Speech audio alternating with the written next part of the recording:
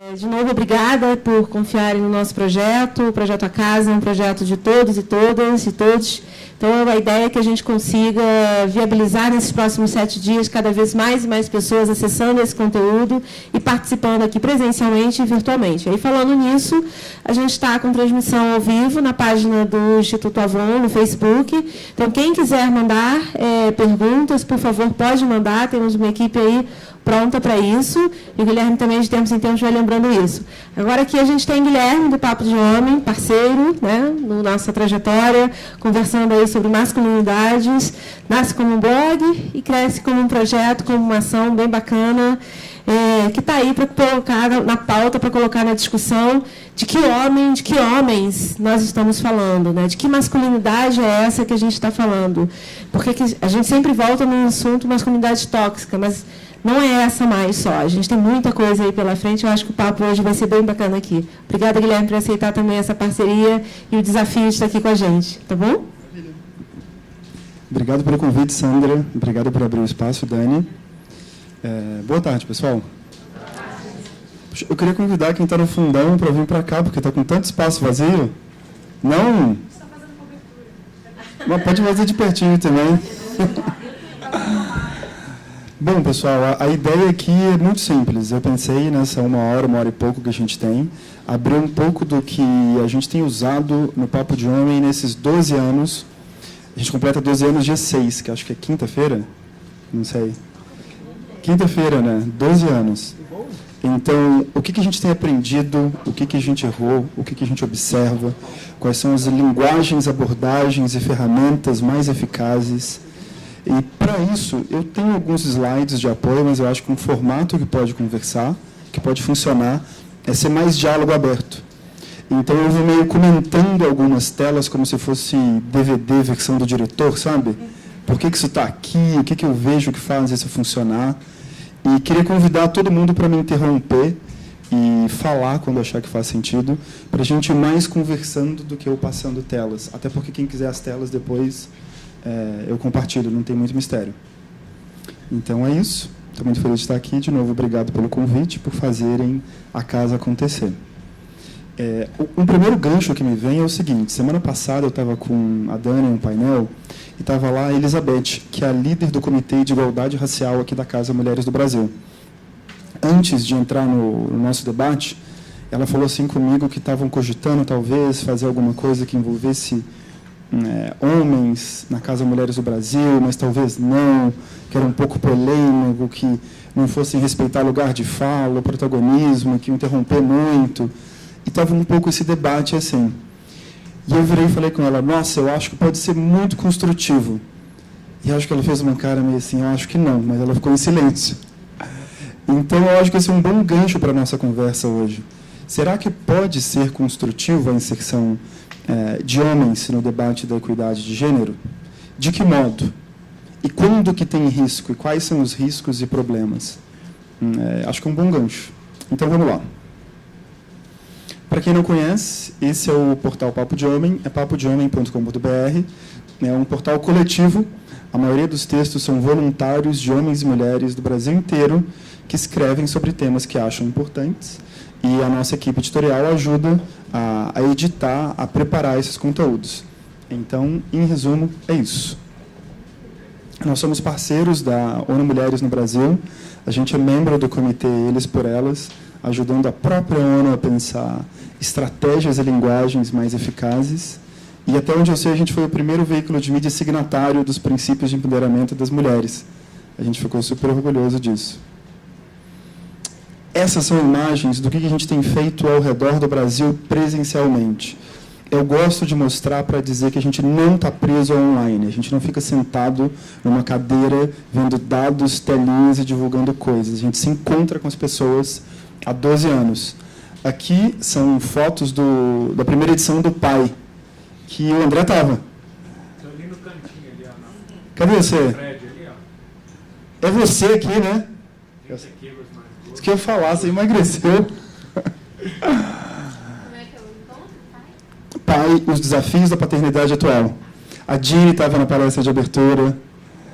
Então, foi muito legal. Foi um dia inteiro, um domingo chuvoso, pais de tudo quanto é canto, reunidos para roda de papo, palestras e vivências sobre o tema. Isso por si só alguém já pode imaginar, mas será que acontece? Acontece. E eu acho que é relevante dizer, nessa semana está tendo o seminário da Hugs, Pais e Filhos. Se eu bem me lembro, acho que são 91% dos presentes eram mulheres. Tem meia dúzia de pais, né, que estavam lá, não sei se vocês estavam, mas pouquíssima gente, eu também não estava. Então, esse foi o Pai 1, ali uma roda de conversa com diretores de RH na Bloomberg.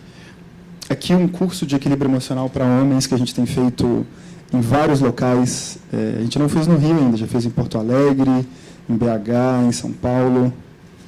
O Homens Possíveis, que é um dia inteiro celebrando diversas masculinidades, aberto a homens e mulheres. Essa foi a primeira edição, a próxima já vai ser a terceira. Fotos, eu acho importante a gente ter essas fotos, porque, por exemplo, quando a gente vai no Google, em bancos de imagens, as fotos de masculinidade são ou coisa ruim, ou coisas boas de um jeito muito posado e fake. Então, onde é que estão as representações positivas com cara de Brasil? Não estão, né? Pelo menos a gente tem uma super dificuldade em encontrar. Então, a gente tem produzido imagens e vídeos divulgando o máximo que a gente consegue para mostrar que é possível. Consultoria estratégica em masculinidades, que é uma coisa que a gente jamais imaginou que fosse fazer há 10 anos atrás. Nem imaginava que ia ter demanda para uma coisa assim, mas existe. Hoje a gente faz isso com Boticário, Ambev, Gillette, Natura, roda com VPs de RH, roda com o pessoal da publicidade. Chão de fábrica. A gente foi chamado no chão de fábrica da Toyota para preparar os homens para 150 mulheres que iam ser contratadas. Foi muito legal. Foi uma das rodas assim, mais legais desse ano. Nessa hora eu estava tendo uma oficina. E a gente começou com um processo de escuta. Quando a gente perguntou para eles qual que era o principal medo, ou dúvida, ou receio que eles tinham, eles falaram assim: o que a gente faz quando elas choram? Esse era o principal, não era o principal, era o primeiro medo deles. E a gente começou a conversar sobre isso, sobre reações emocionais de homens e mulheres, tem diferença, não tem diferença. Depois disso foi para assédio, maternidade, paternidade, mas tudo começando a partir da vivência deles. Então, eu acho que, dentro da proposta de hoje, esse é um aspecto interessante de comentar. Nos nossos trabalhos, mais do que impor visões ou teorias, a gente tenta sempre começar a partir de um processo de escuta, de entender quais são as vivências dos homens e mulheres que estão lá.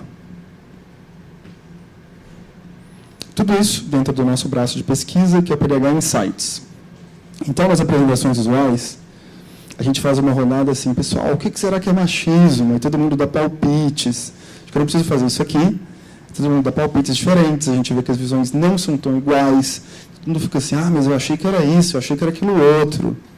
Aí a gente sugere, olha, uma definição que a gente sugere, que não encerra o tema, mas que a gente tem usado bastante, é um sistema cultural baseado na crença da superioridade do masculino sobre o feminino. A gente faz a mesma coisa com o feminismo. E aí vem visões disparatadas. Sempre tem alguém dizendo que feminismo é o contrário de machismo, que é a luta pela superioridade das mulheres. Sempre, não importa se eu estou com presidentes de empresa, escola, chão de fábrica. Sempre tem isso. Não é claro o entendimento dessa palavra. Nem de machismo é claro. A gente sugere uma definição que tem funcionado para nós e que, de novo, não tem pretensão nenhuma de encerrar o assunto. Então, a gente fala um movimento em defesa da equidade entre os gêneros, o que já lança o gancho para a gente entrar em equidade. Que diabos é equidade, gente? Aí, de novo, uma conversinha, o que cada um acha que é equidade, as pessoas vão se movimentando, elas vão se envolvendo. Aí a gente mostra essa imagem, todo mundo já deve ter visto, né? Os diferentes apoios e incentivos, mas isso quase sempre quando a gente mostra dá um momentinho tipo: então não é um exército de mulheres lutando contra a gente? São caixotinhos, a gente tentando se apoiar? As pessoas, que ótimo! É verdade, gente. E a gente mostra dados também, para deixar claro que não é mimimi. Então, diferença de escolaridade, como tem progredido de 95 para 2013. A gente vê que, por exemplo, as mulheres, mesmo estudando mais, ganham menos, a gente vê que a mulher negra está estudando mais do que os homens negros, a gente vê que a mulher branca está estudando mais do que todo mundo. Inclusive, nos países desenvolvidos da ONU, elas já estudam mais do que os meninos, se formam mais, entram mais na faculdade. Os dados de renda, de novo, isso pode parecer óbvio para a gente, mas nos locais onde a gente tem ido, não é. Eu estava conversando com a Antônia, a gente é muito chamado como bombeiro, para ir conversar num local em que ninguém está conseguindo acessar, ou com pessoas que, não quero falar. Não quero falar de machismo, não quero falar de feminismo, não quero falar de gênero. Então, eu acho esse desafio super fascinante. Como conversar sobre gênero com alguém que não quer conversar de gênero nem amarrado. Eu acho fascinante. E essa relação é muito comum, né? A gente faz, às vezes, uma roda assim, e as pessoas chegam para a roda com uma cara de bunda. Quer dizer, em especial, se são só homens, tem alguns que estão animados, mas tem vários que você vê que eles não estão felizes de estar ali. É o time de RH, o time de diversidade que sugeriu que eles fossem, e eles foram. Mas eles não estão exatamente felizes. Tá? Essa é a pergunta que a gente escuta quase todo dia, 12 anos, e a gente tem tentado responder isso não só por meio do que a gente observa no nosso trabalho, com a nossa comunidade, mas também por meio de estudos consistentes para gerar dados pela perspectiva masculina, dialogando com o feminismo. Então, quando a gente olha no ambiente cultural, eu procuro levar coisas que vão dialogar com a realidade das pessoas, que elas estão vendo. Então, a capa da revista Time, movimento Me Too, todo mundo está vendo. O que nem todo mundo viu é que no próprio especial da Time tem um homem denunciando que sofreu assédio, que é um ator de 2 metros de altura, ex-jogador de futebol americano. E para muita gente já é assim, uau, mas homem sofre assédio, como é que é isso? Isso gera um gancho, ainda que a gente tome cuidado de dizer que é outra proporção, outra gravidade, outra quantidade. Mesma coisa com o que a gente vê na mídia. Então, a capa da Cláudia de março desse ano. O que nem todo mundo viu é que tem um especial maravilhoso lá dentro, em diálogo com isso chamado Lado dos Homens, com um trecho inteiro sobre o direito à paternidade, que explica que se um pai tiver gêmeos, trigêmeos ou se tornar viúvo, ele pode entrar na justiça e pedir extensão de até 6 meses da licença paternidade. Pouquíssima gente sabe disso. E essa é uma boa porta de entrada para, às vezes, atrair homens que estão arredios para... mas então, é comigo a conversa também? Por mais incrível que pareça, pessoal, às vezes eu tenho a sensação que eu vou em uma organização ou espaço e que as 4 horas de trabalho que a gente faz é quase que para dizer, também é com vocês. Não é só sobre as mulheres. É uma conversa sobre direitos, deveres, ganho de escolhas e liberdade para todos e todas. E isso costuma destravar muita coisa, fazer surgir aliados improváveis. Crescimento do movimento de paternidade, matéria sobre como os meninos estão sendo criados, isso está crescendo demais. Tem cada vez mais mães que nos procuram, perguntando, o que eu faço com os meninos? E vira e mexe, elas dizem assim, eu já entendi com as meninas o que é para fazer. Mas com os meninos, não. Então, esse é um grande tema. E eu vou passar agora o trailer do documentário que a gente fez, baseado na pesquisa com 20 mil pessoas que rodou o Brasil, que eu acho que metade da sala já deve ter visto, ou mais. Mas nem todo mundo viu, então eu vou passar.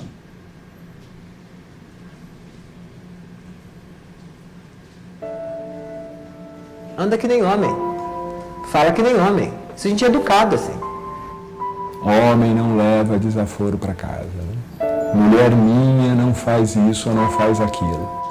O homem não pode ser frágil. O homem negro, ele nunca é associado a nada frágil. Como é que você tem que ser homem? Você tem que se portar com violência. Você não vai sair comigo desse jeito, com essa roupa, com esse decote, com essa saia.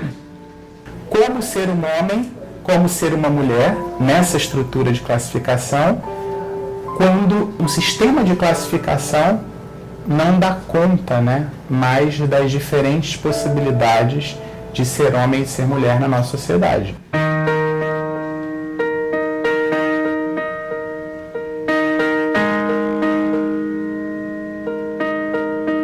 A questão era fazer ele entender que ele não podia fazer isso comigo, porque para eles era comum, eles conversam das meninas assim. Quando a gente fala de gênero, a gente não está falando só sobre o gênero feminino, a gente está falando do masculino. E muito se fala do que é ser mulher, mas pouco se fala do que é ser homem. É um problema cultural, não é um problema pessoal. É uma construção, não é inerentemente mal. Óbvio que você pode ir contra aquilo que você foi educado a ser, mas quantas vezes alguém tentou ensinar que ele não precisa pensar assim, ele não precisa agir assim?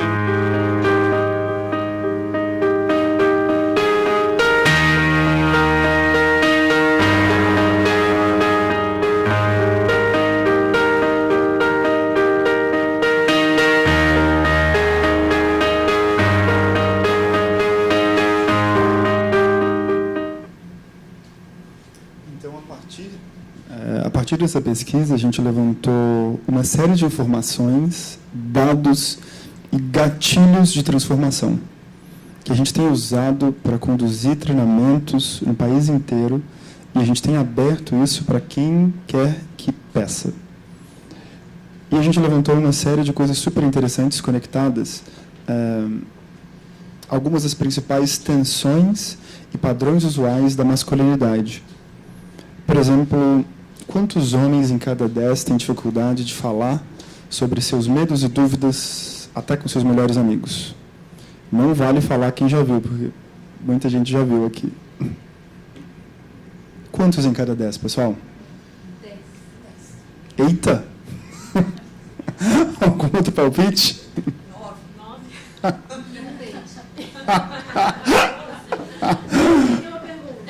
Não entendeu, estou confuso. Algum outro palpite, gente? Nenhum? Bom, vamos lá. 7. É interessante que esse dado aqui ele pouco variou com classe, renda. Quando a gente cruzou com as outras coisas, a gente viu que o silêncio é uma das maiores constantes entre os homens. Mas aí alguém pode pensar, mas qual que é o problema? Bom, vamos ver. Quantos homens em cada 10 gostariam de cuidar melhor da própria saúde? 6. 8. Algum outro palpite? 10. Eu gostaria de cuidar melhor da minha própria saúde. 8 em cada 10. E aí a gente vai amarrando com outras coisas. Por exemplo, os homens no Brasil vivem 7 anos a menos do que as mulheres. Em média, se conecta, dentre outras coisas, aí menos ao médico. E está menos dentro do território de autocuidado. Quantos em cada 10 não gostariam de se sentir responsáveis pelo sustento financeiro da casa?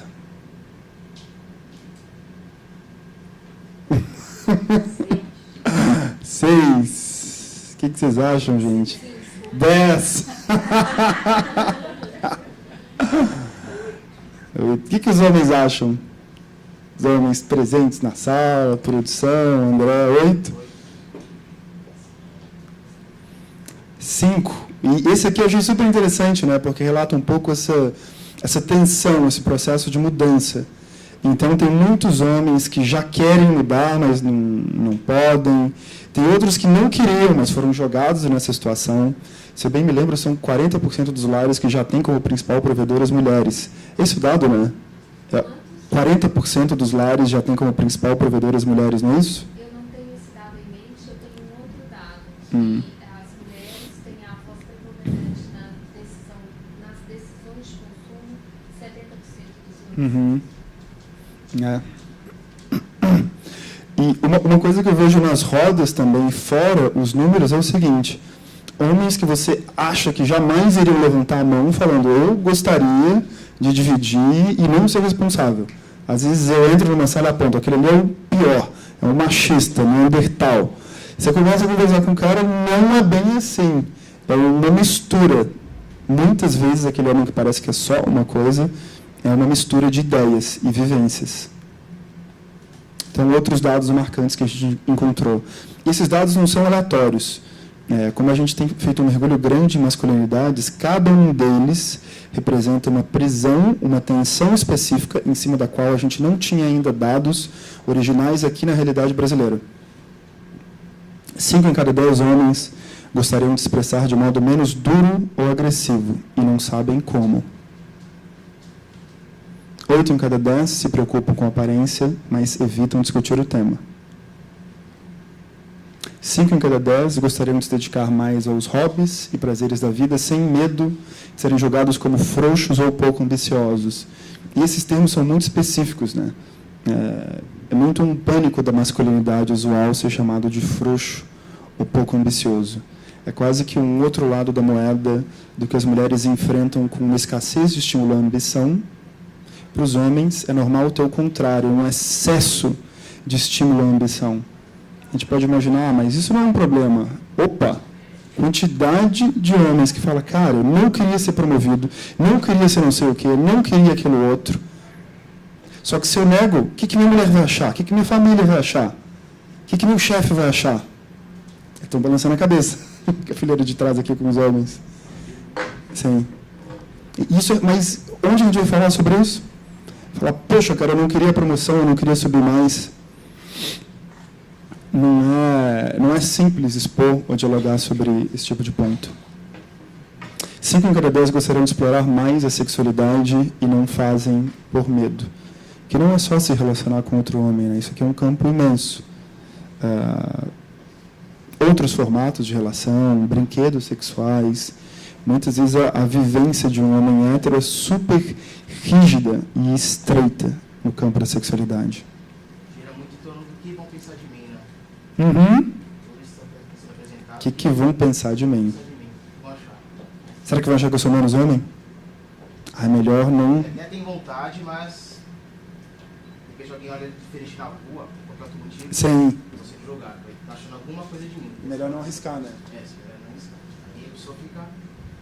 Você relaciona com a saúde.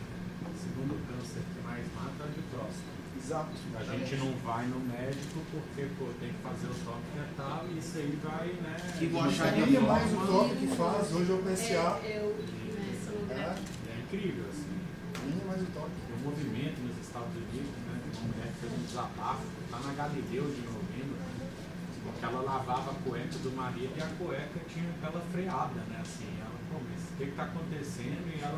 E outras mulheres começaram a, né? Tipo, pô, aqui em casa também é assim, e os caras não lavavam, né? O ânus justamente porque assim, se você está lavando, você está preparado. Você não, né? Não limpa o parque se você não vai receber visita, né? Então, é uma coisa assim. Você não prepara o lugar. Mas isso é nos Estados Unidos? Nos Estados Unidos. Acho que talvez seja uma coisa dos Estados Unidos, não? Acho que é uma discussão interessante.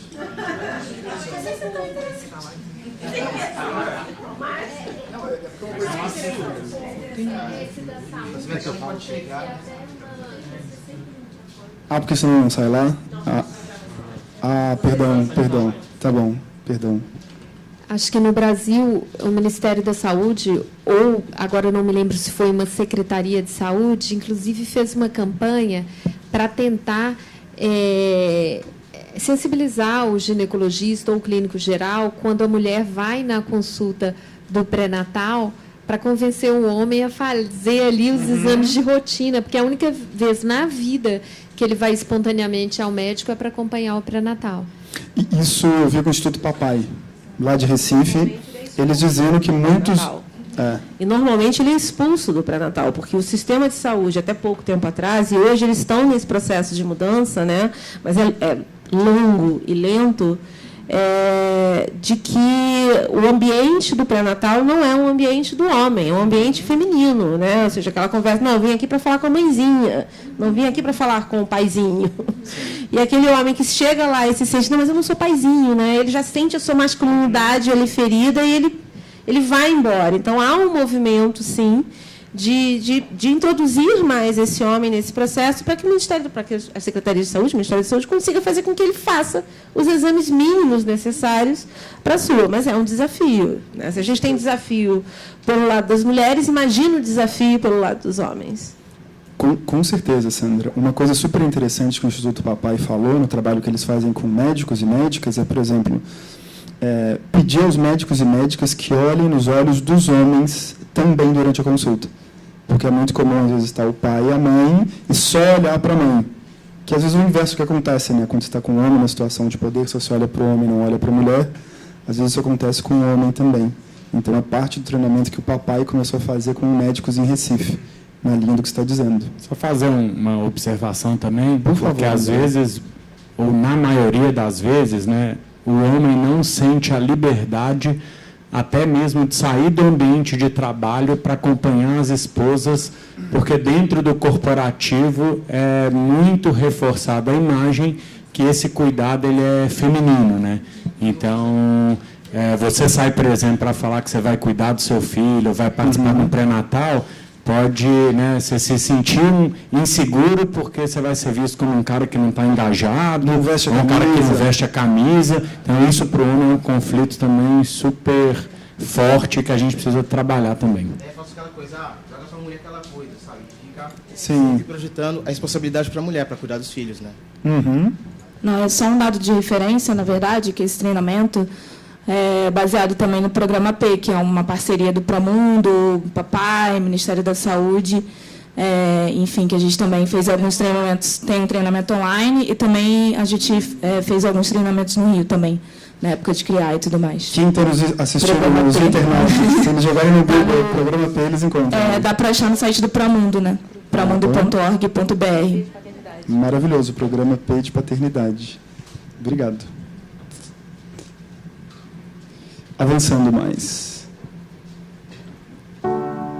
Eu vou dizer You really feel the sky is falling on us unless we do something about the way we're being raised. Really a superficial stereotype, and that if you just scratch the surface just a little bit, you find that the traditional blueprint of masculinity is a blueprint for self-destruction. Although the traditional masculine orientation is going to bring him to a pretty bad impasse point because he's almost totally oriented towards performance. And when you're oriented towards performance, you're doomed to hit impasse points and to fail, and then the anxiety starts to come in. In general, I could track down the traditional masculine attitude on almost every level and show you how it's got to reach an impasse point of self-destruction. Stop crying. Stop with the tears. Don't cry. Pick yourself up. Stop with the emotions. Don't be a pussy. Don't let nobody disrespect you. Be cool and be kind of a dick. Always keep your mind Nobody likes a tattletale. Bros come before hoes. Don't let your woman run your life. You bitch. What a fag. Get laid. Do something. Be a man. Be a man. Grow some balls.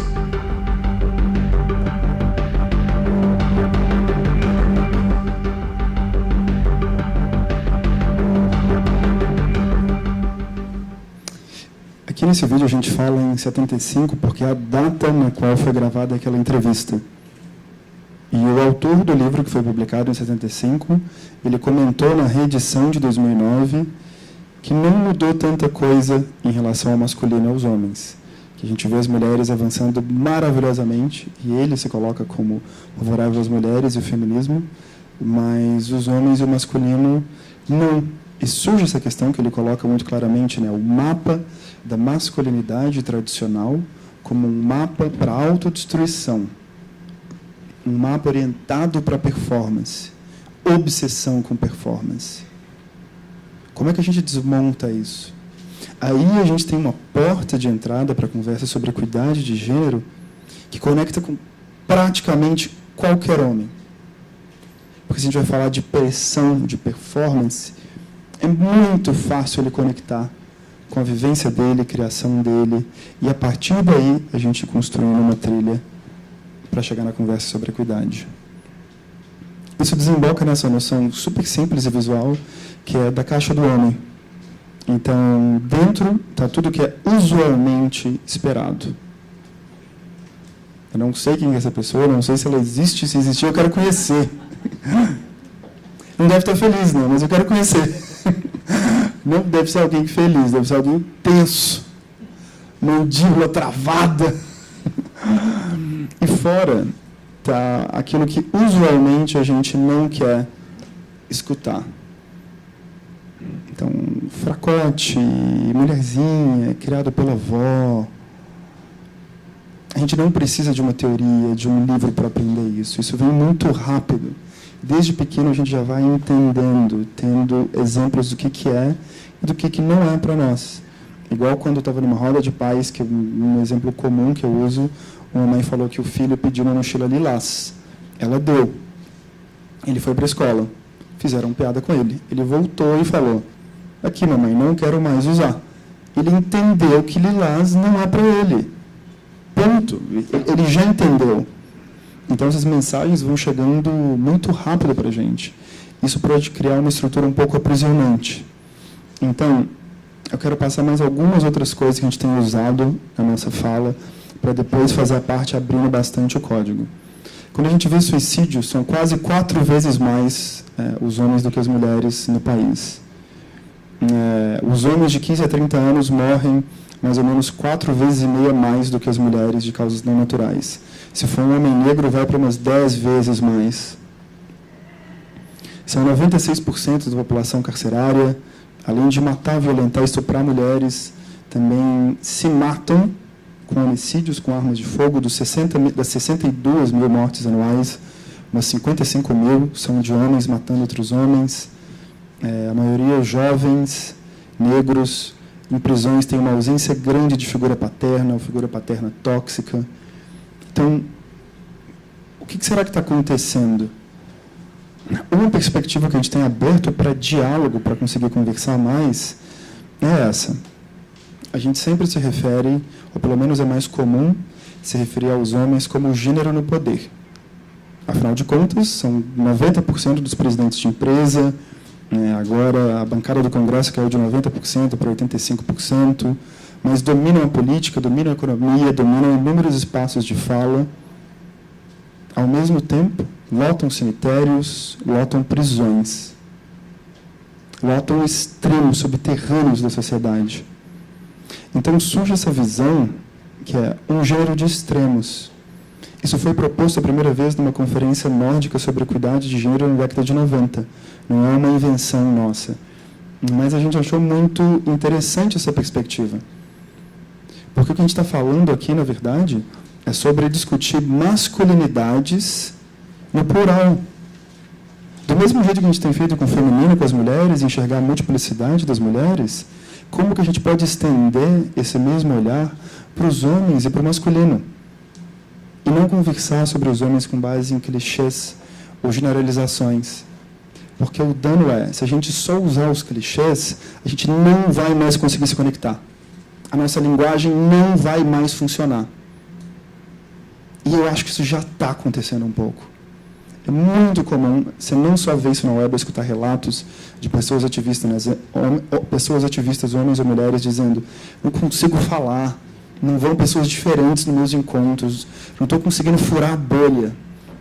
Como é que a gente fura a bolha? E a partir de visões como essas, que foram concebidas coisas como os grupos reflexivos, que são bases de trabalhos para transformar homens condenados pela Maria da Penha. Por exemplo, a Gabriela Mansur, que está com o time aqui, é uma das referências nacionais nesse campo. E o trabalho feito com esses homens vem a partir de uma visão ampla do feminino e do masculino. Esses homens vão discutir o que é o amor, o que é ser homem, o que é ser mulher, o que é o afeto, vão passar por vivências, vão assistir vídeos. Eu fiz a formação no Instituto NOS para aprender como fazer isso também. Eles não são colocados numa cadeira para alguém ficar apontando o dedo para eles e acusando eles. Eles vão passar por um processo de responsabilização que vem dentro de um processo maior de acolhimento e afeto. E se eu só enxergar o homem como um potencial abusador, uma pessoa violenta, uma pessoa tóxica, eu não consigo nem conceber a possibilidade dele se transformar. E eu acho que aí tem uma raiz muito grande de como fazer um trabalho com alguém que não quer conversar sobre isso. Eu enxergo possibilidade de mudança nessa pessoa ou não?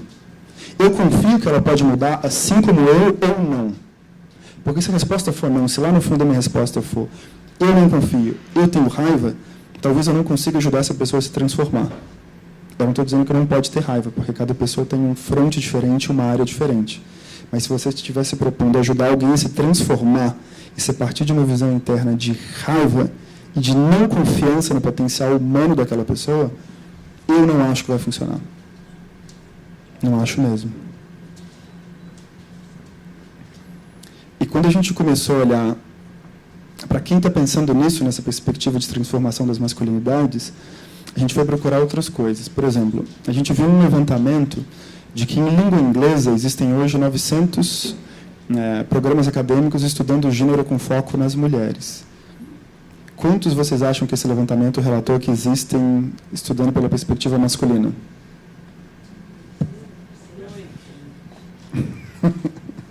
Otimismo é tudo. Mais algum palpite?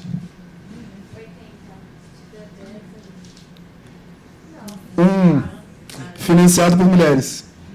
Um programa financiado por mulheres. E, de novo, gente, óbvio que não é cabo de guerra. Mas se a gente não estiver olhando com profundidade para o masculino, como é que fica o diálogo?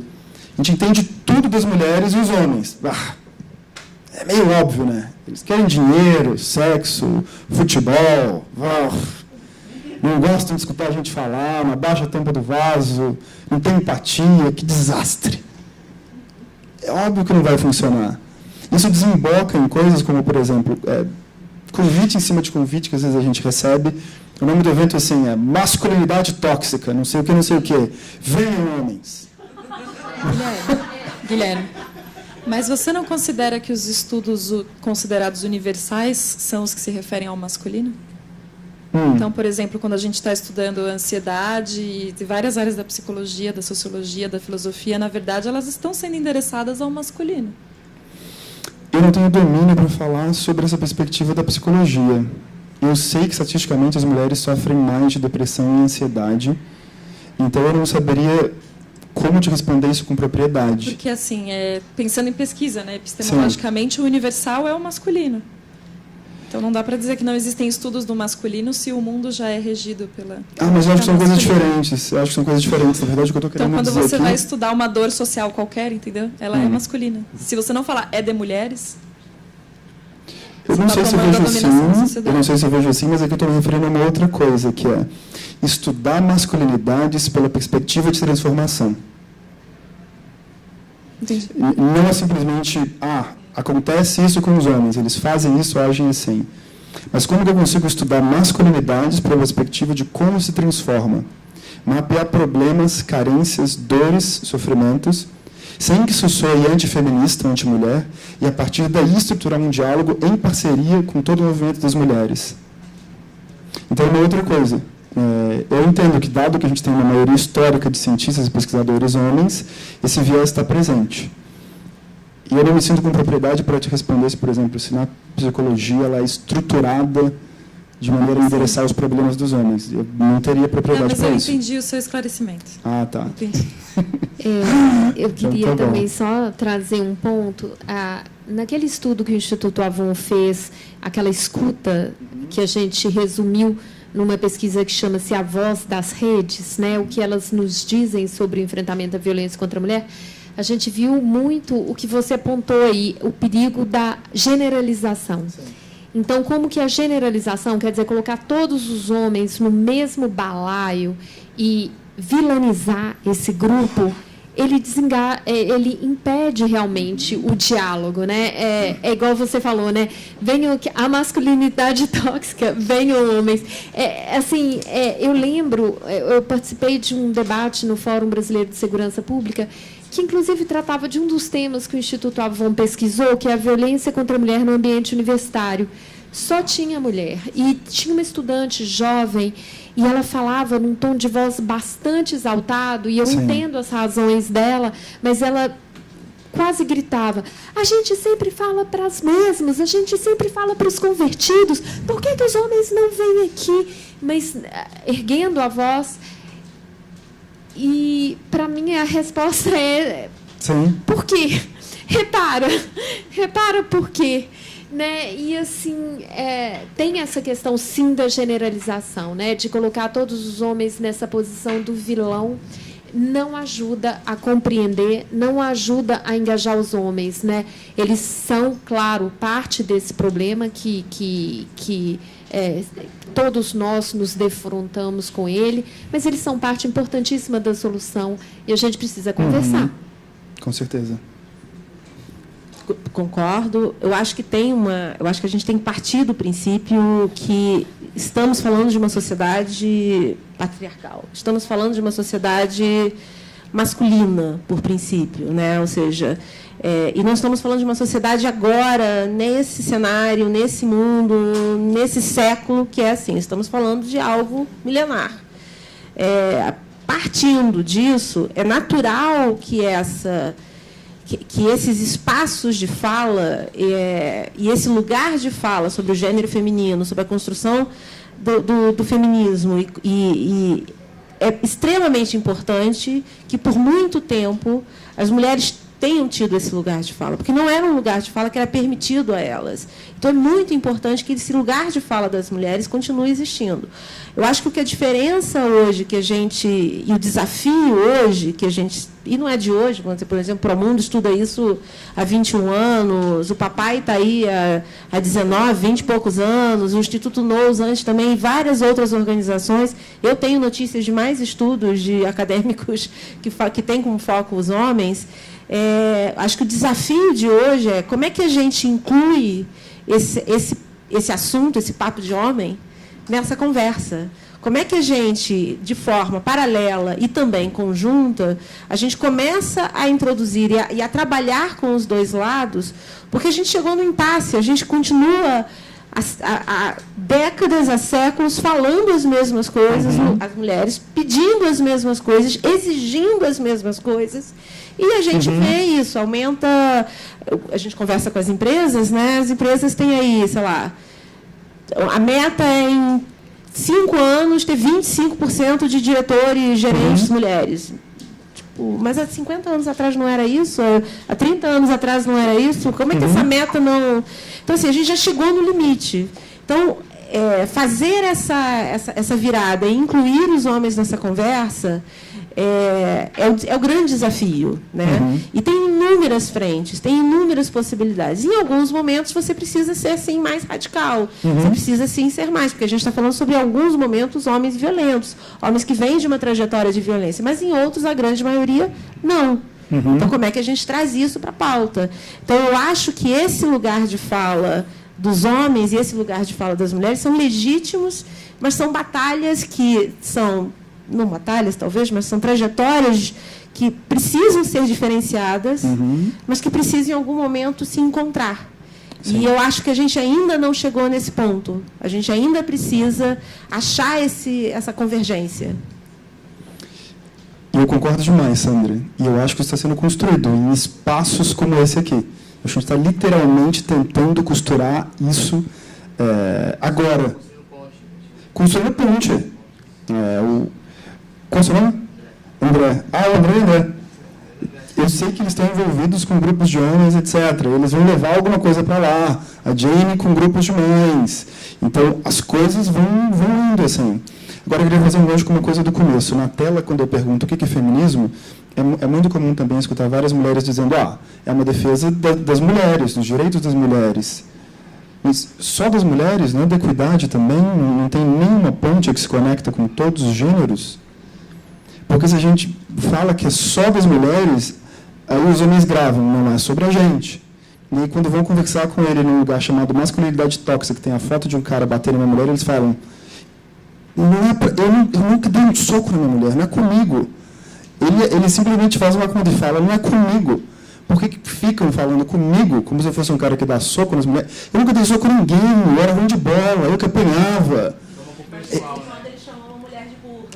Eu não estou defendendo ele, eu estou meio que dizendo o que está se passando ali dentro. Ele fala, cara, isso não é comigo. Por que estão insistindo em falar comigo dessa maneira específica? Porque eu acho que também é desconstruir o que é violência. Porque a violência não é só a física, né? E eu acho que essa é uma das grandes batalhas que a gente traz. Por muito tempo, a violência contra a mulher é, se ele bateu, ele é violento. Não, se ele chamou de burra, se ele chamou de gorda, se ele pegou o dinheiro dela, se ele proibiu ela de usar o cartão de crédito, se ele proibiu ela de sair, isso é violência também. Então, como é que a gente vai desconstruindo aquilo que nos foi ensinado? Exato. Então, é um desafio posto. E eu só queria colocar um ponto aqui, que uma das coisas que eu percebi nas redes sociais, principalmente nesse processo de eleição nos últimos meses, é que, de certa forma, a gente começou a falar sobre direitos, a gente começou a falar sobre o que eu quero, por exemplo, o que eu quero para uma sociedade, o que eu quero para a minha vida, o que eu quero para os meus filhos. Tirando o foco, às vezes, num problema específico e olhando de uma forma mais macro. Porque ninguém quer uma sociedade violenta, ninguém quer uma sociedade onde os seus filhos, os seus amigos, os seus companheiros sofram violências. E aí eu estou falando sobre muita coisa, estou falando sobre violência de gênero, estou falando sobre outras violências que também nos acometem todos os dias. Então, quando a gente consegue se colocar nesse lugar de humano, e como um lugar de humano, eu não posso concordar com uma sociedade violenta, eu não posso concordar com uma sociedade onde eu só tenho como reflexo o masculino tóxico, porque eu não tenho só isso, eu tenho muito mais. Nossa, que bom que você tocou nesse ponto, Sandra, porque a gente faz um monitoramento de mídia nacional e internacional. E o que a gente tem notado e que nos assustou é o seguinte: se você pega o Google Trends para ver o volume de buscas, né, e você coloca lá masculinity e toxic masculinity, o que você vê é um gráfico que está praticamente andando junto. Ou seja, qual que é a nossa hipótese? Que a discussão sobre masculinidade está se tornando uma discussão que parte da masculinidade tóxica. Isso que você acabou de falar como uma sensação também, se eu entendi direito, é a nossa sensação. E é a minha principal ressalva com o termo masculinidade tóxica. Eu tenho sentido ele ser usado de uma maneira muito sensacionalista, em especial pelo jornalismo. Quase nunca vejo ser explicado o que é e o que não é masculinidade tóxica. Então, o termo simplesmente é jogado a rodo. E um engano muito comum que eu vejo surgir então, significa que o masculino é tóxico. Afinal, ninguém nem fala de feminilidade tóxica, deve ser só o masculino.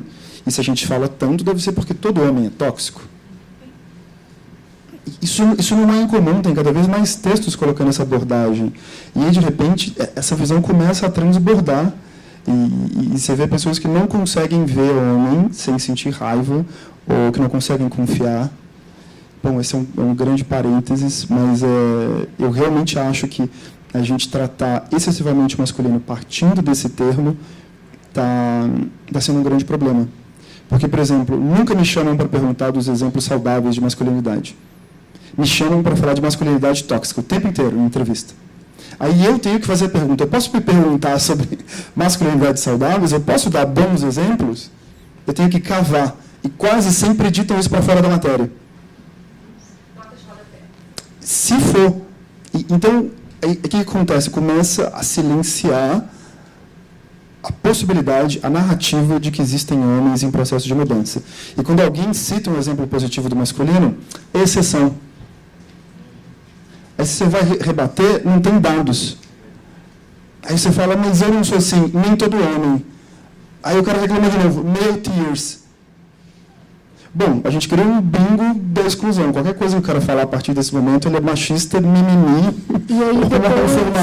e aí depois você vê a consequência disso, por exemplo, na esfera política, e você se pergunta por que, por exemplo, eu fui surpreendida 2 vezes nos últimos anos.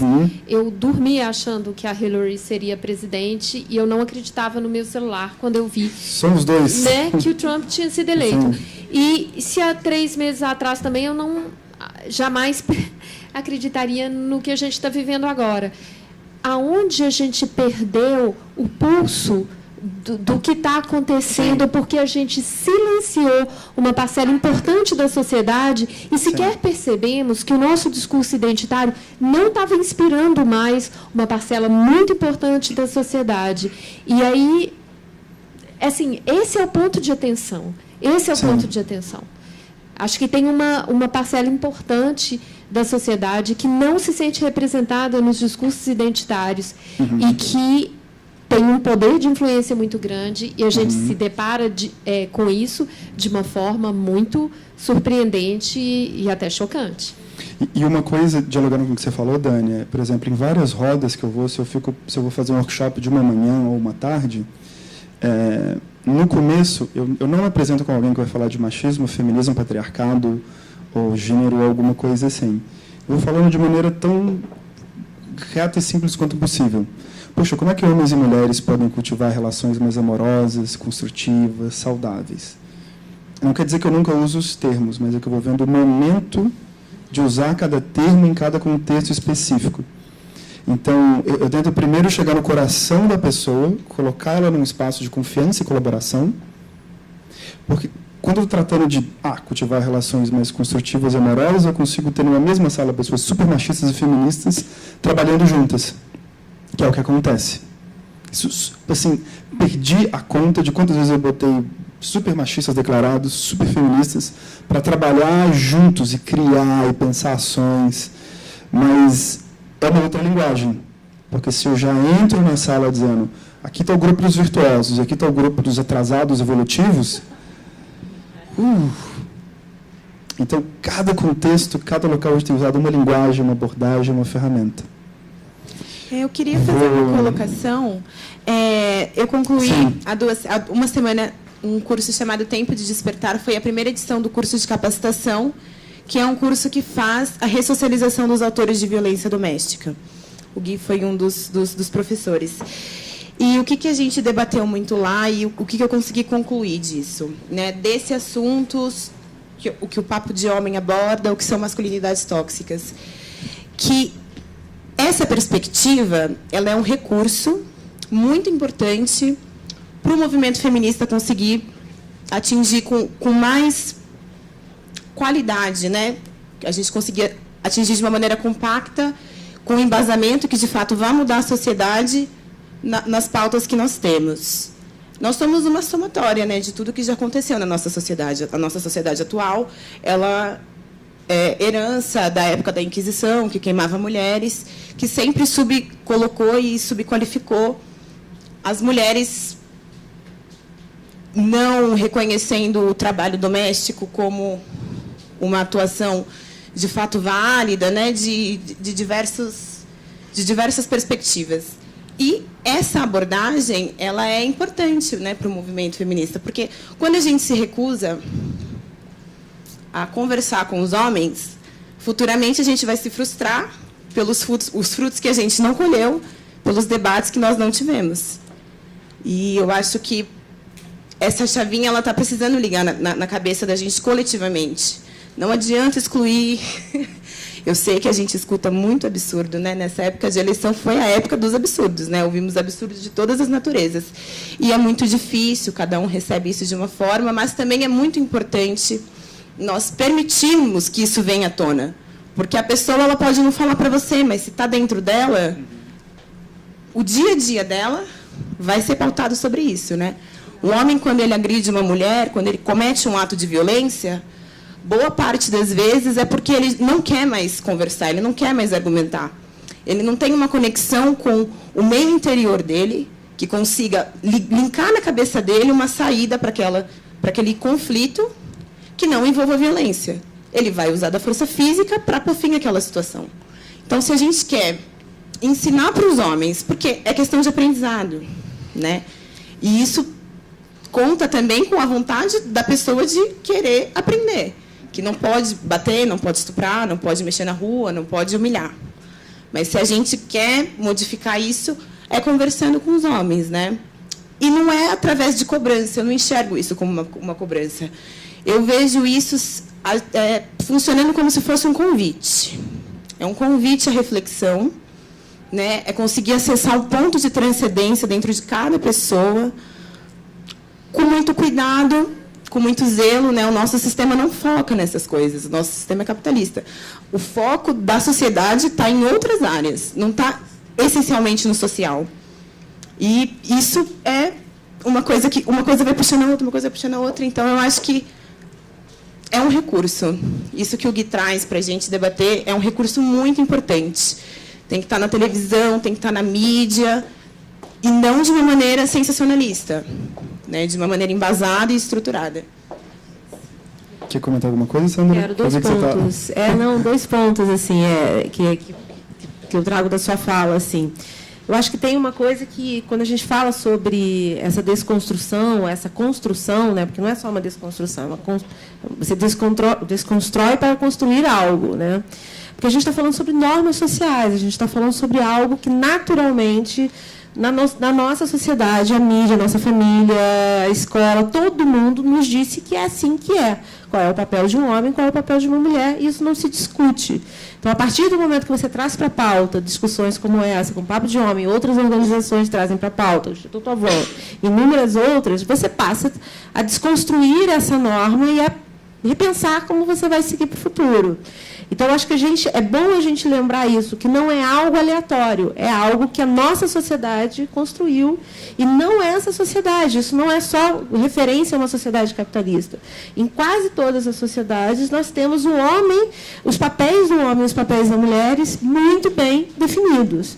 Esse eu acho que é um ponto importante. E o outro é que, durante esse processo agora das eleições, eu me lembro de um texto que eu vi no Facebook de um jornalista, que ele falava assim, as pessoas falam muito que nós estamos vivendo uma sociedade, estamos agora vivenciando e vislumbrando uma sociedade fascista. E ele falava uma coisa que era bem-vinda no mundo, porque a gente já vive isso há muito tempo. A única diferença é que agora não é tão mais vergonhoso falar sobre isso. As pessoas saem do seu lugar de conforto. Não, eu não vou tocar nesse assunto, eu não vou falar mais sobre isso, eu não vou pôr a minha posição fascista, ou a minha posição antidemocrática, a minha posição, seja ela qual for, para fora, porque antes isso era meio que visto como um tabu, como uma questão. Agora não, ele pode falar, ela pode falar, ele pode, inclusive, ele é validado nessa fala. Então, nós não estamos no momento em que essa sociedade, isso que está acontecendo é aleatório.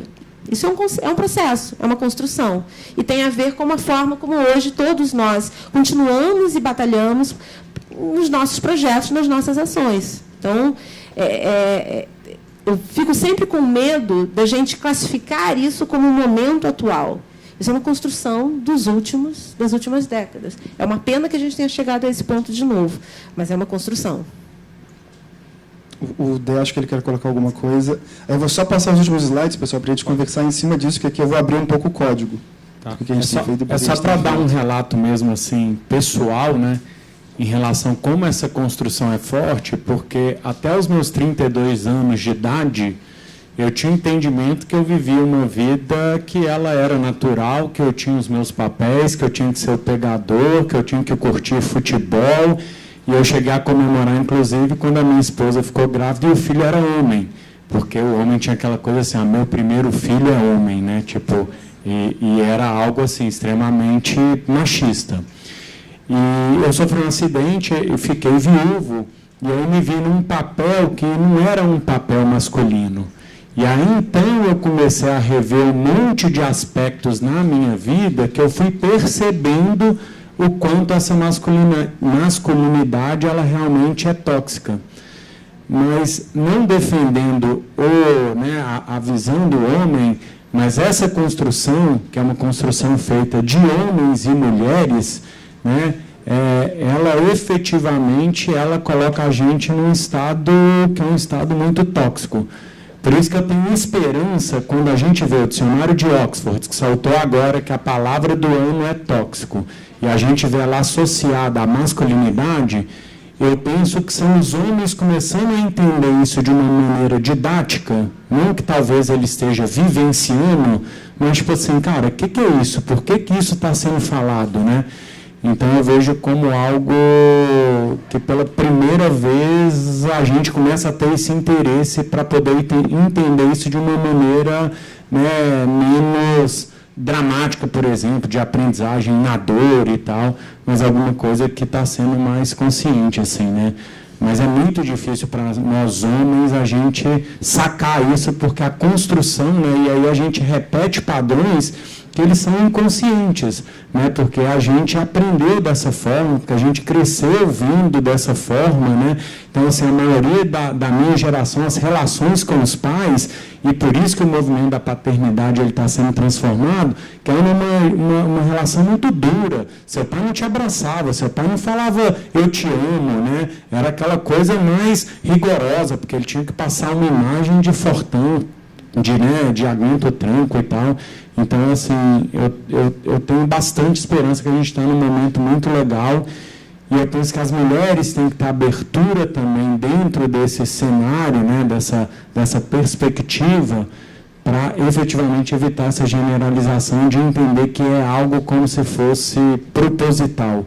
Às vezes é algo que o homem ele repete um padrão que ele nem mesmo está tendo consciência do mal que ele está fazendo, principalmente para ele mesmo, né? Eu também estou entre os otimistas. Sobre o termo masculinidade tóxica, eu continuo tendo minhas dúvidas, porque eu não acho que a masculinidade é tóxica. Eu acho que homens podem ter comportamentos... Eu vou te dar a minha específica, porque eu não vejo muita clareza ou consenso. Para mim está ligado a comportamentos desnecessários, violentos, agressivos, comumente observados em homens. Então, traduzindo isso, um homem bater com um bastão de ferro na cabeça de outro num estádio. Para mim é um exemplo de masculinidade tóxica.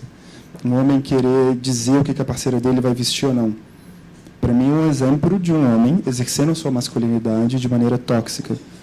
Um homem que decide beber até cair na festa da universidade ou da firma porque ele é o que bebe mais. Para mim é um exemplo de um homem exercendo a sua masculinidade de maneira tóxica.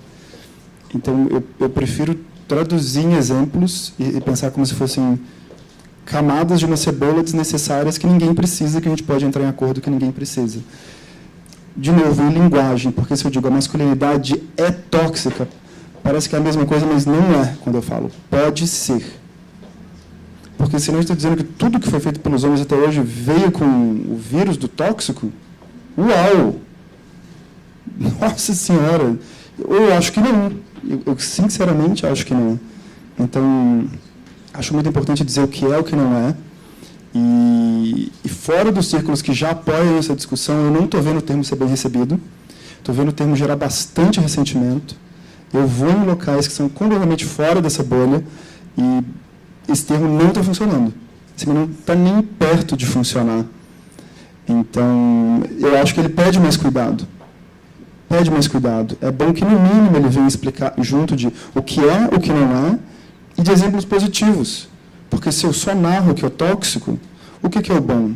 Ah, não, talvez tudo seja tóxico, e o bom é a exceção.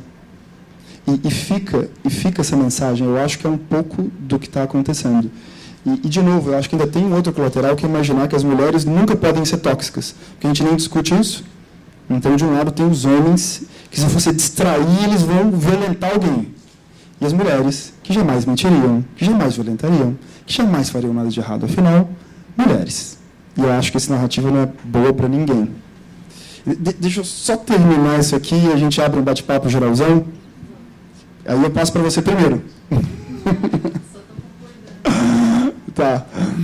Então, isso daqui é uma apresentação que a gente tem levado para alguns locais, que é o que a gente tem aprendido, né? As boas práticas e erros.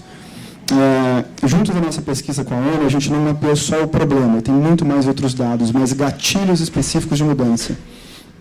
Esses são os gatilhos mais comuns que a gente viu, baseado em iniciativas que já funcionam no Brasil inteiro. E cada um desses gatilhos está associado a ações macro e micro que podem ser tomadas. Então, um exemplo bem prático. Em Recife, um médico que queria discutir saúde do homem, os homens não iam no hospital de jeito nenhum. Ele convidou os homens para irem para a laje do bar, da comunidade lá da periferia, eles foram, adoraram e, principal, voltaram. Porque não adianta a gente conseguir arrastar as pessoas para um encontro, entuchar tudo que a gente pensa e achar que aquilo vai mudar alguma coisa. A pessoa tem que querer voltar.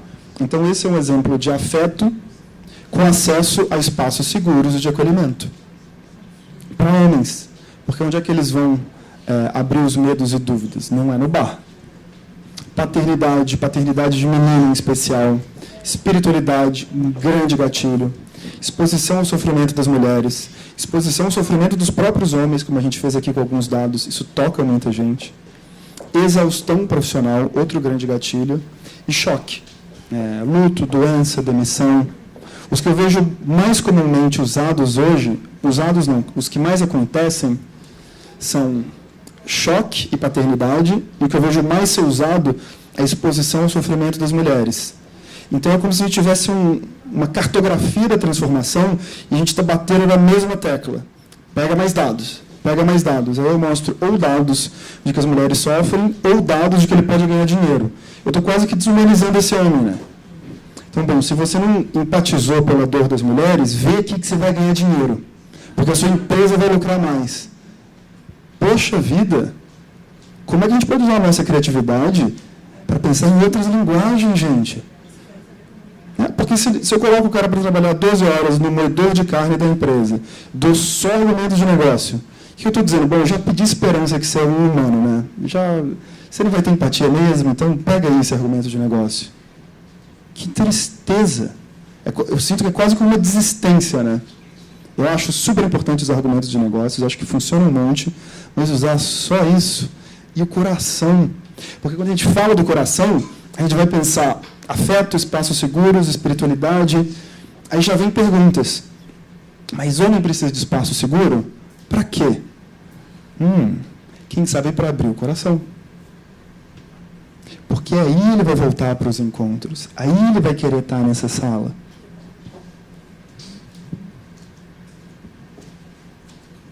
Essa aqui é uma frase da Tatiana do Pramanda que me marcou muito, que eu escutei há alguns anos.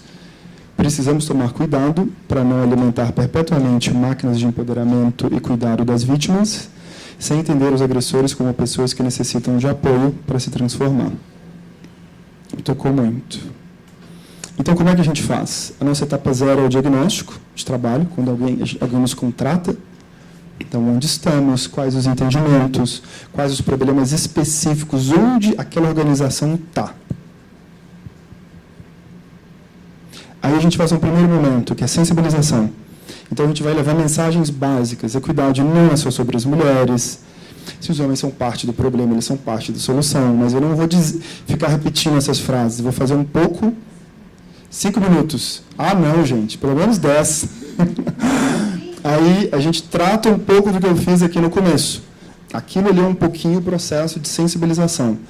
Porque abre homens e mulheres para uma perspectiva de encarar masculinidades de um jeito construtivo. Em seguida, a gente vai para o aprofundamento. A gente monta uma série de workshops, ou percursos, ou encontros presenciais ou online. Esse ano a gente foi na White Martins 9 vezes. A gente começou fazendo um piloto no Rio de Janeiro, depois a gente rodou o Brasil, depois a gente fez uma cocriação.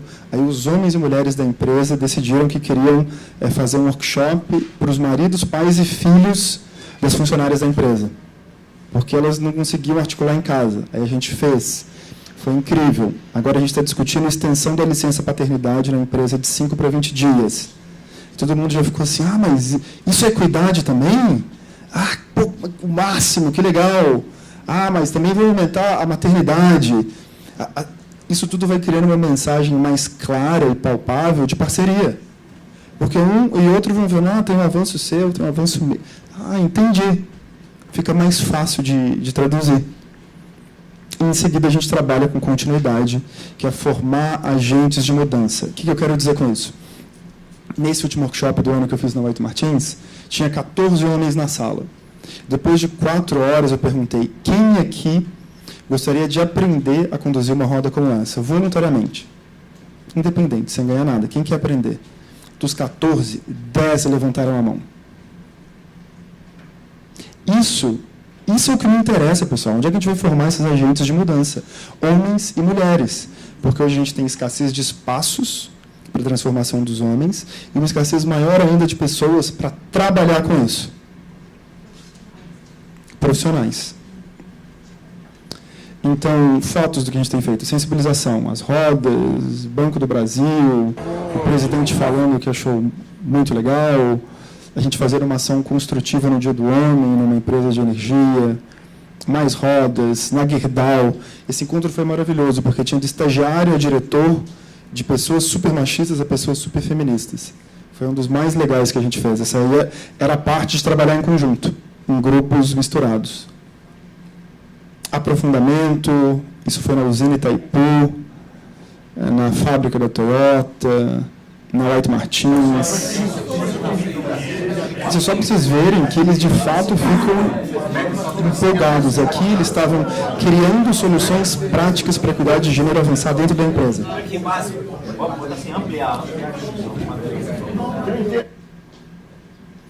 roda de paternidade no Bradesco. Exemplos de continuidade, por exemplo, a gente tem hoje um trabalho anual com a Ambev, a gente teve um trabalho super longo com o Boticário, os cursos independentes de equilíbrio emocional, os eventos anuais de paternidade. A gente fez um mapeamento público com mais de 100 projetos, iniciativas e pessoas que trabalham com a transformação dos homens no Brasil e no mundo. Então, a continuidade não depende só da própria organização. É muito sobre como que eu crio um senso de autonomia e uma vontade nessa pessoa para ela, por conta própria, seguir. Igual as mulheres estão fazendo, né? Então, o que funciona mais, obstáculos. Esse daqui é um dos melhores artigos sobre o tema, mapeando o que funciona e o que não funciona. A maioria das pessoas deve ter lido aqui, né? Quem leu? Parem tudo e leiam. Sério, isso aqui é maravilhoso. Esse artigo é baseado em um estudo super longo e aprofundado, com inúmeras organizações, e tem um mapeamento das iniciativas que mais funcionam, das que menos funcionam, as razões hipotéticas de por que não funcionam e por que funcionam. E um dos pontos em comum uma das coisas mais eficazes de uma organização é um comitê de gênero. E uma coisa que poucas organizações têm é um comitê de gênero misto. Quase sempre é um comitê de gênero só com mulheres, ou com pessoas LGBT, que é quem está puxando. Mas se a gente está avançando para um outro momento, como é que a gente vai receber os homens nesse comitê? Porque nem é fácil para eles entrar, nem para quem está lá dentro receber. Outro dia eu estava numa empresa e um cara levantou a mão e falou assim, olha, quando eu perguntei se eu podia entrar no comitê, disseram que eu era muito branco, hétero e classe alta para participar da discussão. E desde lá eu nunca mais toquei na discussão de gênero até o workshop que estava tendo ali. Eu também escuto de mulheres. Como é que eu vou reagir quando um cara entrar na nossa roda, que é o nosso espaço de confiança, e começar a falar aquele monte de pataquada? Todo mundo vai ter que ir para um outro espaço. Não tem como esperar que o cara vai chegar pronto, não tem como esperar que essa mulher vai estar super de coração aberto para escutar qualquer coisa que falem. Então, a gente tem ajudado empresas também a fazer essa ponte, para os comitês receberem homens. Tem questões chaves que a gente sempre trabalha, continuidade, transformar o entendimento, articular alianças, formar os agentes multiplicadores, documentar os cases com métricas consistentes e sérias históricas e entrar no cotidiano. É basicamente o que a gente tem feito de diversas maneiras. Isso conclui o que eu tinha para trazer hoje. Queria aproveitar esses últimos segundos, ou minutos, não sei, para escutar perguntas, dúvidas, críticas ou desabafos, mas começando com ela, que já tinha levantado o dedo. Então, obrigada, boa tarde. Eu sou Viviana Santiago. Eu trabalho na Plan International, sou gerente de gênero e incidência política na Plan. Lamentei que eu não consegui chegar para assistir do começo, mas fiquei muito feliz, né, com tudo que eu escutei até aqui. Muito alinhado, né, com essa perspectiva de que é sobre a gente no mundo, né? Então, se é sobre os problemas das pessoas no mundo, então todo mundo faz parte da solução, né? Entender essa construção social, né, que nos constrói e que nos desafia. Eu queria resgatar um pouquinho, né, da tua observação sobre a masculinidade tóxica, né, com uma provocação. Tá. Muito no sentido de que, quando a gente percebe o feminino e a feminilidade, a gente percebe como a estratégia do patriarcado para docilizar as mulheres. Então, você é mulher, ou seja, você é o símbolo do satânico, mas, se você for feminina, você é legal, né? Então, o feminino, a feminilidade é a docilização dessa mulher dentro desse sistema patriarcal, né? E eu, particularmente, eu costumo pensar que os homens, eles têm no masculino a representação da ferocidade, né? E eu tenho uma percepção diferente de homem e masculinidade, porque eu acho que a performance de masculinidade, elas são muitas, obviamente, né? Mas, em geral, elas se fundam na ideia do poder, né? Então, eu, particularmente, acho que a gente desafia a masculinidade. né? Sendo essa masculinidade, ela oferece, né, muitos privilégios, mas ela tem custos profundos aos homens. E por isso ela é tóxica, né? Pelos custos que ela oferece para o homem ser homem conforme essa dinâmica da sociedade do patriarcado, que oferece a masculinidade como uma representação de ferocidade, né, para esses homens, né? E, nesse sentido, é óbvio que eu, particularmente, eu sou uma pessoa pós-moderna, né? Eu acho que o gênero, por si só, já é aprisionamento, né? Mulheres e homens são construções com custos para ambos, né? Mas eu acho que quando as pessoas elas desafiam a masculinidade, elas não estão desafiando os homens, ou elas não estão apresentando limite na constituição do homem, mas na constituição desse elemento que é utilizado como uma metáfora de representação perversa dos homens na sociedade, né? Por isso que eu entendo que alguns grupos se identifiquem com o termo da masculinidade tóxica, porque ela traz muitos custos para os homens que as vivenciam. Toda vez que um homem ele está fazendo algo diferente, ele já não está mais cumprindo esse modelo dessa masculinidade, já é outra coisa, né? Já é uma masculinidade positiva, já é essa perspectiva de estar no mundo contra-hegemônica, né? Então, eu acho que é isso, não é na intenção de encerrar, mas talvez de trazer esses outros elementos, assim, de entender essa masculinidade como esse símbolo e perceber que, numa perspectiva pós-moderna, somente esse aprisionamento do gênero já é prisão, né? Eu acho que a pós-modernidade ela trouxe para as pessoas essa possibilidade de ser mais do que sermos mulheres e homens. O feminismo para as mulheres ressignificou ser mulher, entendendo que no patriarcado ser mulher é símbolo do perverso ou do frágil, e as mulheres feministas elas reivindicam o ser mulher e o reconstroem, né? E talvez seja um caminho, né, em direção ao masculino. Viviane, obrigado pelo comentário. Eu creio que eu entendi e tem vários pontos, então vou tentar pensar uma parte sobre o aspecto de masculinidade tóxica. A gente fez um artigo sobre o tema no PDH há uns 3 anos. A primeira linha é assim: criticar as masculinidades é diferente de criticar os homens. Quando a gente está falando sobre masculinidade tóxica, a gente não está dizendo que todos os homens são tóxicos. E a gente tentou fazer esse artigo, divulgar ao máximo, por conta da quantidade de interpretações equivocadas que a gente via. Mas de lá para cá eu não estou vendo as interpretações equivocadas diminuírem. Eu estou vendo só crescer a noção de que os homens são tóxicos. Então eu fico curioso também, nesse sentido de conversa, de perguntar, na sua visão, você considera que feminilidade é tóxica também? Eu, particularmente, eu entendo a estratégia do feminino como uma perspectiva de dizer tem mulheres e mulheres femininas, né? E quando eu entendo o movimento do patriarcado de construção desse feminino, esse feminino é o aprisionamento, né, dessa mulher nesse molde patriarcal. E aí o que acontece? Como tudo é disputado. Então, muitas mulheres, principalmente as mulheres do sagrado feminino, elas reivindicam esse feminino, né, de dizer assim, é como as pessoas, né, de origem judia, que elas diziam assim, não, pois eu tatuo meu punho porque eu reivindico. Isso que você fez comigo, eu reivindico para mim. Mas isso já é ressignificação, né, porque, por origem, essa é a definição. O feminino é a domesticação da mulher. Aí muitas mulheres elas vão dizer assim, eu sei que foi criado assim, mas eu ressignifico. O feminismo é a minha profunda conexão comigo mesma, e isso não significa a submissão. Mas é o termo sendo disputado, né? Mas você acha que a feminilidade pode ser tóxica? Eu acho que ela pode ser tóxica no momento que ela é imposta, né? E ela não dá margem para o respeito a outras formas de expressão, né, da subjetividade de mulheres. Nem todas as mulheres elas vão desenvolver ou elas vão ter uma performance, né, de feminilidade, nem por isso elas deixam de ser mulheres e não deveriam ser subjugadas por isso.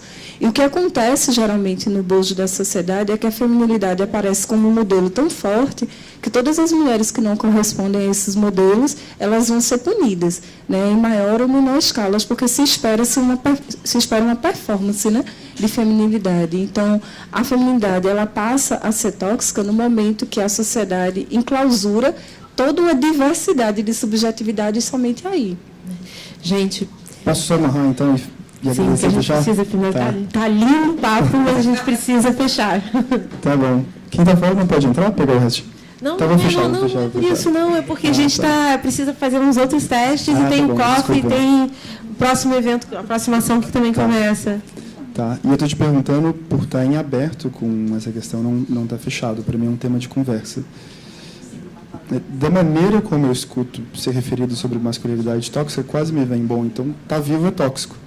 Porque eu vou ser sujeito a uma série de crenças e certas imposições, vai ser um desafio lidar com elas, eu posso ter comportamentos terríveis, independente do meu gênero. Então, tá vivo me parece potencialmente tóxico também. Tá vivo me parece uma fonte inesgotável de sofrimento, que eu acredito que é mesmo. Mas isso não me deixa triste. Mas aí, de novo, volta para mim na questão, por que se tratar, em especial nas discussões de mídia e ativismo, o masculino tanto por esse viés da masculinidade tóxica, porque tanto, e 2, aonde está nos levando tanta intensidade nessa perspectiva específica? O que a gente está colhendo? A gente está avançando rumo ao que a gente quer avançar ou não? Quem está se conectando com isso? E não olhando só para as pessoas mais próximas que a gente gosta, né? Porque às vezes quem está próximo de nós, não, adoro o termo, é isso aí, etc. A gente vai um pouquinho para fora, as pessoas não estão suportando, não estão falando e estão cultivando ressentimentos profundos em silêncio. Então, eu dou essas perguntas, né? Onde é que está nos levando e quais outras linguagens, abordagens a gente pode usar em complemento a essa, porque essa talvez possa seguir sendo usada, mas será que não tem outras? Porque às vezes eu tenho a impressão que essa de falar do que falta, do tóxico, do ruim, é o reflexo. Bom, não sei o que falar, o homem é tóxico, o homem é o fim, macho. E aí, o que temos aqui na sala? 2 homens na plateia. Obrigado, pessoal, adorei estar aqui. Obrigado, Sandra. Novamente agradecer, Guilherme, agradecer o Papo de Homem. Eu acho que momentos como esse são sempre ricos e nos trazem esse ponto, né? Vamos refletir um pouco mais, vamos pensar um pouco mais e vamos ressignificar o que a gente construiu e o que a gente pensou até agora, né? Eu acho que o movimento da casa traz isso para todos nós. Como, a partir de agora, com todas essas vozes, com todas essas falas, com todos esses sentimentos que a gente tem hoje é o primeiro dia, né? Temos ainda muitos dias pela frente, a gente vai conseguir olhar para as nossas ações como pessoas, como organizações e fazer diferente, fazer melhor. Então, com esse desafio, a gente encerra agora. Temos um coffee, daqui a pouco começa a próxima mesa. Fiquem aqui, quem puder, vai ser um prazer.